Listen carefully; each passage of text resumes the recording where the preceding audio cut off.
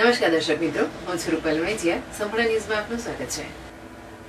ડીસા માર્કેટયાર્ડના વિવાદમાં ચેરમેન ગોવાભાઈ દેસાઈ સામે રબારી સમાજના 11 સહિત 15 સભ્યો સામે આવી ગયા હોવાથી સમગ્ર રબારી સમાજે બેઠક યોજી ગોવાભાઈને સમર્થન કર્યું હતું. ઉત્તર ગુજરાતની અગ્રગણ્ય ગણાતી ખેતીવાડી ઉત્પન્ન બજાર સમિતિ ડીસાના ચેરમેન અને પૂર્વ ધારાસભ્ય ગોવાભાઈ રબારી સામે 15 ડિરેક્ટરોએ બળવો પોકારી દીધો છે. તાજેતરની સાધારણ સભામાં આ બહિષ્કાર કરી ગોવાભાઈ રબારીનો વિરોધ કર્યો હતો.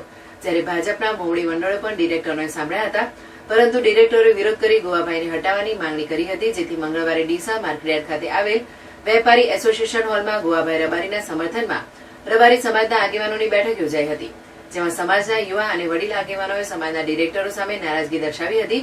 આ સાથે ધાનેરાના ધારાસભ્ય અને પૂર્વ ચેરમેન માવજીભાઈ દેસાઈ અને લાખણી માર્કેટયાર્ડમાં પૂર્વ ચેરમેન બાબુભાઈ પાનકુટા સામે રોષ વ્યક્ત કર્યો હતો. સમાજમાં આ બંને નેતાઓએ સમાજની જ ગોળ ખોદી રહ્યા હોવાના આક્ષેપો પણ કર્યા હતા. આ બાબતે માર્કેટયાર્ડના પૂર્વ વાઇસ ચેરમેન પરબતભાઈ દેસાઈએ જણાવ્યું હતું કે સમાજના ડિરેક્ટરો સમાજની ગોળ ખોદી રહ્યા છે. ગોવાભાઈ સમાજના સજ્જન વ્યક્તિ છે, તેમના પર ખોટા આક્ષેપ કરાઈ રહ્યા છે. અગાઉ પણ બંને સમાજને રવાડે ચડાવી ડીસા તાલુકા સંઘ, જે વર્ષોથી રબારી સમાજ હસ્તક હતો, તેને દેવાદાર બનાવી તેઓની અણઆવડતના કારણે સંઘ પણ સમાજ પાસેથી ગયો. હવે માર્કેટયાર્ડમાં પણ ગોવાભાઈ દેસાઈ પાછળ પડી ગયા છે.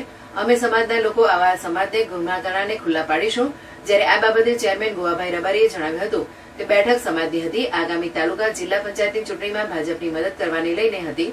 જોકે માર્કેટમાં પણ કેટલાક ડિરેક્ટરો મારો વિરોધ કરે છે, જે બાબતની સ્પષ્ટતા પણ મેં સમાજ આગળ કરી છે. સાથે બાબુભાઈ અને માવજીભાઈ મારો કેમ વિરોધ કરે છે તે સમજાતું નથી.